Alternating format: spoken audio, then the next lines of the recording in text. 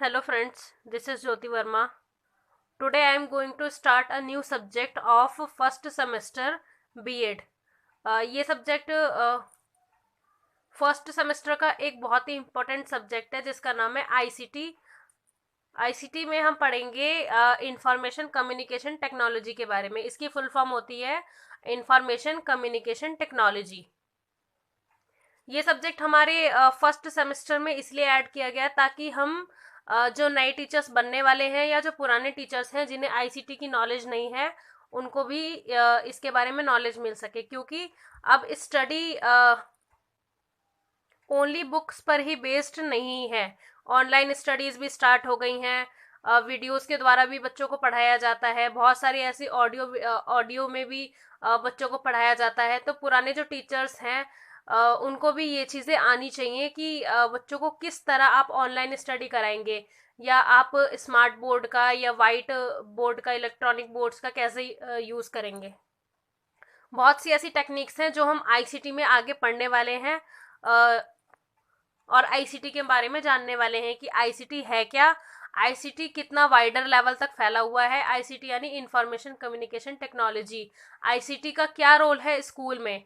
तो सबसे पहले हम आईसीटी के बारे में पढ़ेंगे कि आईसीटी है क्या। तो आईसीटी है इंफॉर्मेशन यानी सूचना, कम्युनिकेशन यानी संप्रेषण या बातचीत, और लास्ट है हमारा टेक्नोलॉजी यानी तकनीकी या प्रौद्योगिकी। तो इसके अंदर हम इंफॉर्मेशन कम्युनिकेशन और टेक्नोलॉजी के बारे में पढ़ेंगे। सबसे पहले हम क्या करेंगे, गोल्स क्या पढ़ेंगे, गोल्स ऑफ पॉलिसी। इस पॉलिसी को लाने के लिए क्या क्या गोल्स थे, कि उसको स्टडी में ऐड किया जाए, एजुकेशन सिस्टम में ऐड किया जाए आईसीटी को। आईसीटी के बिना अब हम एजुकेशन ले तो सकते हैं, लेकिन बहुत से ऐसे डाउट्स होते हैं जो हम इंटरनेट पे या फिर कोई वीडियो देख के या फिर कोई स्मार्ट क्लास में हमें कुछ पढ़ाया जा रहा है ऐसा। जैसे कि आप एज एन एग्जांपल ले सकते हैं कि बच्चे हैं जो जिन्हें अभी ये ज्ञान नहीं है कि 1 कैसे बनाते हैं, 2 कैसे बनाते हैं, 3 कैसे बनाते हैं, या उनकी काउंटिंग्स जो होती हैं वो कैसे हम आगे बढ़ाएं। तो छोटे स्कूल्स में भी, जो प्राइमरी लेवल के स्कूल्स होते हैं वहाँ पर भी स्मार्ट बोर्ड्स या ऑडियो विजुअल एड्स होते हैं। तो उसमें बच्चों को हर तरीके से पढ़ाया जाता है। ज़रूरी नहीं खाली वर्बली उनको बोर्ड पे लिख के पढ़ाया जाए, उनके लिए स्मार्ट क्लासेस लगाई जाती हैं। उनके लिए जैसे आप मान लीजिए काउंटिंग ही सिखानी है बच्चों को, तो आप 4 टाइप्स ऑफ फ्रूट्स दिखा रहे हैं। उसमें फ्रूट्स में काउंट करके बच्चों को बताना होता है कि ये कितने फ्रूट्स हैं, कौन सा अक्षर कैसे लिखा जाता है। और मान लीजिए आप कोई भी चीज़ मतलब A to Z भी अगर आप बच्चे को पढ़ा रहे हैं छोटे लेवल पे, प्ले वे में भी अगर हम देखें तो बच्चों को ज़्यादा से ज़्यादा इंटरेस्ट किस में। सबसे पहली बात है कि जो हमारे सेंसेस हैं, जिस चीज़ में सबसे ज़्यादा सेंसेस यूज़ होंगे, यानी हमारी जो ज्ञानेंद्रियां हैं वो जिस चीज़ में सबसे ज़्यादा यूज़ होंगी वो चीज़ें हमारे माइंड में सबसे पहले बैठेंगी। क्लास में हम सिर्फ सुनते हैं, ज़्यादा से ज़्यादा मैम क्या कर सकती हैं, वो हमें बोर्ड पे लिख के बता सकती हैं हर चीज़ें। तो बच्चे उतना ध्यान नहीं दे पाते, कोई सो रहा है, कोई किसी और काम में बिजी है या कुछ भी है। तो स्मार्ट क्लासेस और आईसीटी का यूज कैसे करते हैं स्कूल में, उनको इलेक्ट्रॉनिक ऐसे बोर्ड्स आते हैं, वाइट बोर्ड आ गया, या फिर हम देखेंगे कि टेलीविजन पर भी दिखाते हैं, प्रोजेक्टर पे दिखाते हैं, तो वहां पर आईसीटी का पूरा यूज होता है। तो आईसीटी का यूज नए टीचर्स को तो सिखाया जा रहा है, पुराने टीचर्स को भी इसकी ट्रेनिंग दी जा रही है। सेमिनार्स होते हैं, टीचर्स को सेमिनार्स अटेंड करने होते हैं, उसमें भी आईसीटी की बहुत नॉलेजेस मिलती हैं। तो आईसीटी के अंदर हम यही सारी चीज़ें पढ़ेंगे कि आईसीटी का यूज़ स्कूल में किस तरह होता है, किस किस लेवल पे होता है और कहाँ कहाँ होता है। सो फर्स्ट है, सबसे पहले किसी चीज़ को क्रिएट करना यानी बनाना। नेक्स्ट उसको प्रमोट करना। प्रमोट करने के बाद होगा उसे मोटिवेट करना एंड अनेबल करना। तो जो इंफॉर्मेशन कम्युनिकेशन टेक्नोलॉजी है, सूचना संप्रेषण और तकनीकी। संप्रेषण का अगर हम इजी वर्ड देखें तो बातचीत करना। बिना संप्रेषण के तो कुछ, बिना संप्रेषण के कुछ हो ही नहीं सकता। और संप्रेषण कैसे होता है, बातचीत कैसे होती है, उसके लिए हमारे पास एक लैंग्वेज जरूर होनी चाहिए। आफ्टर बॉर्न, जब एक बेबी का बॉर्न होता है, वो कुछ टाइम तो 1.5-2 साल, 1 साल 1.5 साल बोलता नहीं है, लेकिन वो जिस एनवायरनमेंट में रहता है वो वही लैंग्वेज सीखता है। तो एक जो कम्युनिकेशन होता है उसको करने के लिए हमारे पास एक लैंग्वेज का होना सबसे ज़्यादा ज़रूरी है। नेक्स्ट हम पढ़ेंगे कि information communication technology in school education, school की एजुकेशन में टेक्नोलॉजी का यानी आईसीटी का क्या रोल है।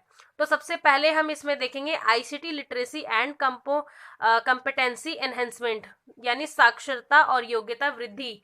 तो जो साक्षरता है, लिटरेसी है, वो लाना है हमें आईसीटी के द्वारा स्कूल में। योग्यता लानी है बच्चों में, योग्यता में वृद्धि करनी है, उनका जो माइंड सेटअप है उसको और बढ़ाना है, ज्यादा से ज्यादा सेंसेस यूज करवाने हैं उनकी एजुकेशन में। अगर हम नॉर्मल क्लास लगा रहे हैं तो बच्चे क्या करेंगे, सिर्फ हमें सुनेंगे, लेक्चर मेथड पढ़ा रहे हैं, कॉलेज लेवल पे हैं, अगर स्कूल में है तो स्कूल में लेक्चर मेथड चलता नहीं है, और सारी टेक्निक्स चलती हैं और सारे मेथड्स होते हैं। तो अगर वो सिर्फ सुन रहे हैं तो उनके माइंड में उतना नहीं बैठेगा जितना उनको आना चाहिए वो चीज़ समझ में। और अगर हम उनकी स्मार्ट क्लासेस लगवा रहे हैं या कंप्यूटर पे या प्रोजेक्टर पे कोई चीज़ दिखा रहे हैं तो बच्चों के सारे सेंसेस यूज होते हैं। सेंसेस क्या, कौन कौन से यूज होते हैं, आपके कान यूज हो रहे हैं, आप उसको ऑडियो को सुन रहे हैं, वीडियो को देख रहे हैं, और जो जो चीजें उसमें पढ़ाई जा रही हैं उसका हम प्रैक्टिकल देख रहे हैं उस वीडियो के अंदर। तो आईसीटी का ये यूज सबसे बेस्ट है स्कूल में। नेक्स्ट है हमारा आईसीटी फॉर स्कूल मैनेजमेंट, विद्यालय प्रबंधन के लिए। विद्यालय प्रबंधन में कैसे यूज होता है आईसीटी का, सबसे पहले तो हम ये देखेंगे विद्यालय में क्या क्या पार्ट्स होते हैं, किस किस पार्ट में कंप्यूटर की जरूरत पड़ती है। मैंने आपको क्लास का तो बता ही दिया कि क्लास में आप प्रोजेक्टर का यूज कर सकते हैं, कंप्यूटर का यूज कर सकते हैं, किसी टेलीविजन में ऑडियो का या वीडियो का यूज कर सकते हैं। नेक्स्ट है हमारा स्कूल क्लास लेवल पे ये हो गया।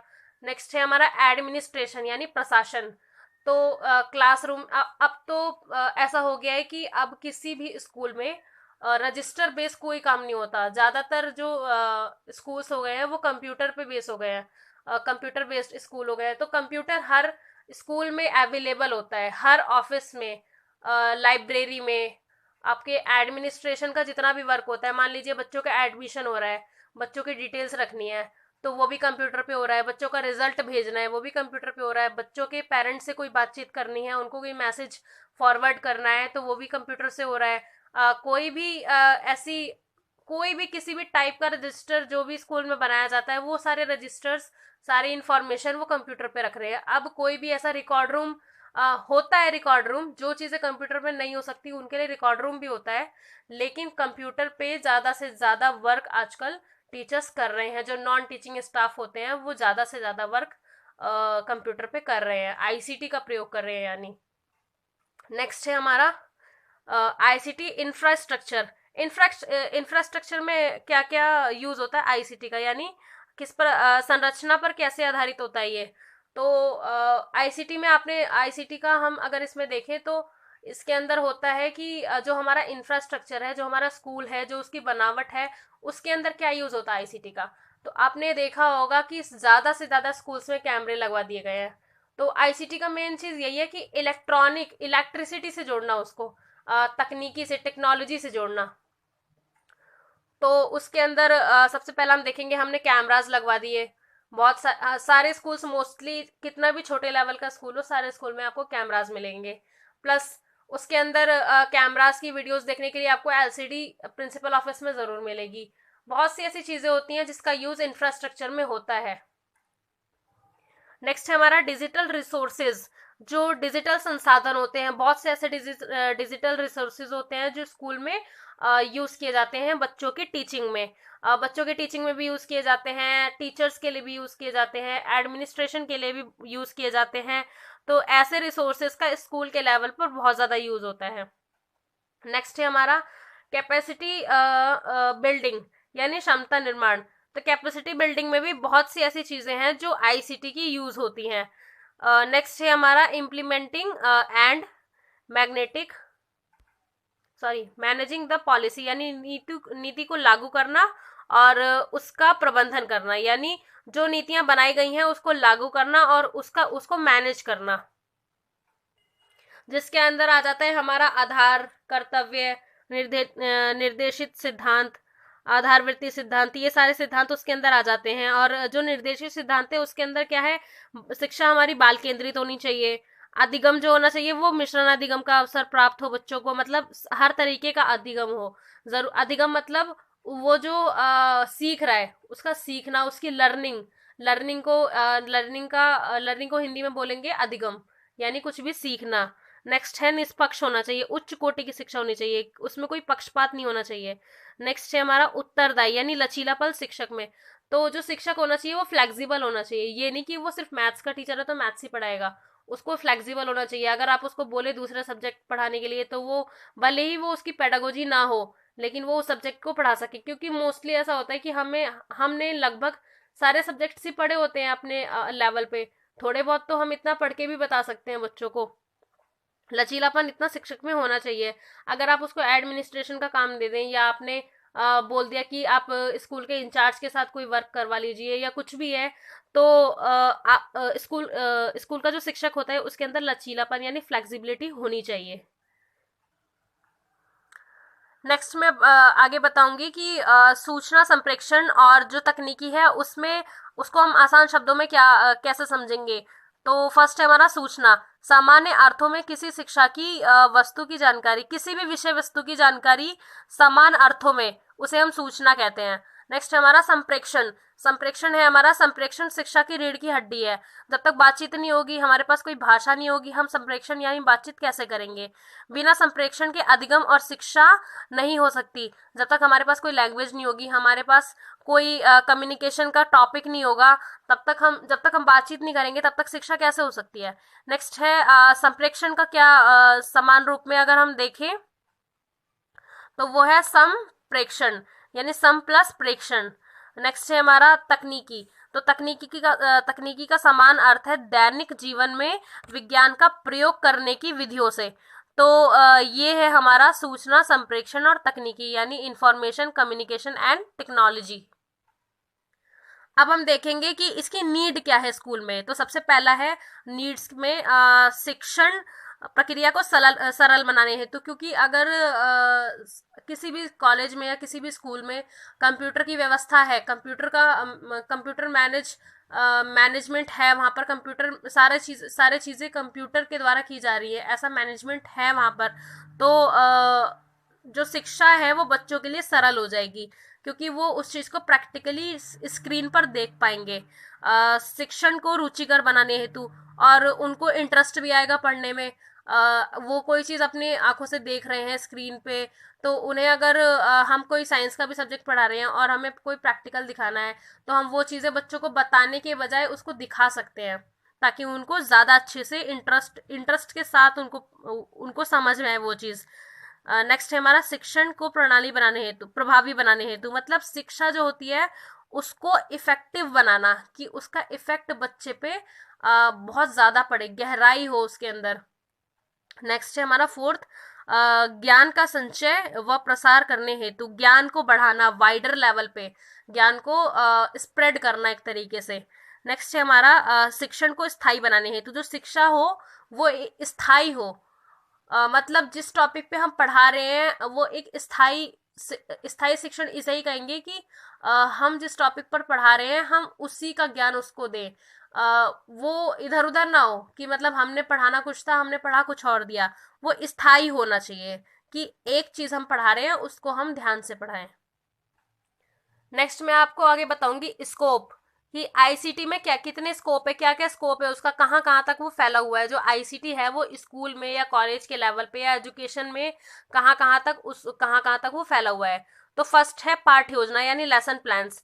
जो हम लेसन प्लान्स बनाते हैं वो नोटबुक पे ना बनाकर हम अगर आईसीटी का यूज करके स्क्रीन पे स्लाइड्स ऐड करके या पावर पॉइंट ऐड करके बनाए तो वो लेसन प्लान काफी इफेक्टिव बनेगा। उसमें हम पिक्चर्स ऐड कर सकते हैं, कोई सॉन्ग ऐड कर सकते हैं, कोई म्यूजिक, कैसा भी कुछ भी यूज कर सकते हो उसके अंदर, जो जो चीजें हमारी आईसीटी में अवेलेबल है। कोई एनिमेशन भी हम उसके अंदर यूज कर सकते हैं ताकि वो इफेक्टिव लगे देखने में। नेक्स्ट है हमारा सेकंड, दृश्य श्रव्य सामग्री यानी ऑडियो विजुअल एड्स। ऑडियो भी होना चाहिए और विजुअल भी होना चाहिए, मतलब हम उसको सुन भी सकें और देख भी सके, ऐसा एड होना चाहिए वो। शिक्षण अधिगम प्रक्रिया यानी टीचिंग लर्निंग जो होती है, जो शिक्षण मतलब टीचिंग, अधिगम मतलब लर्निंग, इसके अंदर आईसीटी का यूज होता ही होता है। शिक्षा देने के लिए और शिक्षा लेने के लिए दोनों में आईसीटी का यूज होता है। शिक्षण व्यू रचनाएं यानी टीचिंग स्ट्रेटेजीज, तो इस टीचिंग की जो स्ट्रैटेजीज होती हैं उसको बनाने में भी आईसीटी का यूज होता है। नेक्स्ट है हमारा शिक्षण मशीन, यानी टीचिंग के लिए जो जिन भी मशीन्स का यूज होता है वो सारी मशीन्स आईसीटी के द्वारा प्रोवाइड होती है। नेक्स्ट है आईसीटी का उसमें यूज होता है। नेक्स्ट है हमारा अभिक्रमित अध्ययन यानी प्रोग्राम्ड मटेरियल।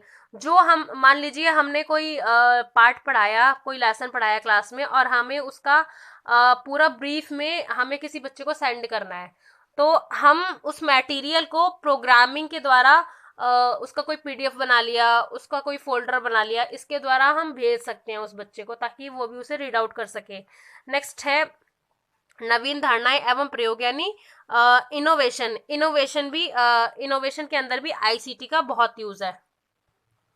सो यहाँ हमारा ये टॉपिक खत्म होता है आईसीटी का यूज स्कूल में किस प्रकार किया जाए या किस प्रकार किया जाता है, क्या क्या इसकी फैसिलिटीज हैं, क्या क्या फैसिलिटीज हम इनसे लेते हैं आईसीटी से, या कहाँ कहाँ तक ये किस किस क्षेत्र में किस किस इसका क्या क्या स्कोप है, उसकी क्या नीड पड़ी हमें जो हम आईसीटी का यूज कर रहे हैं।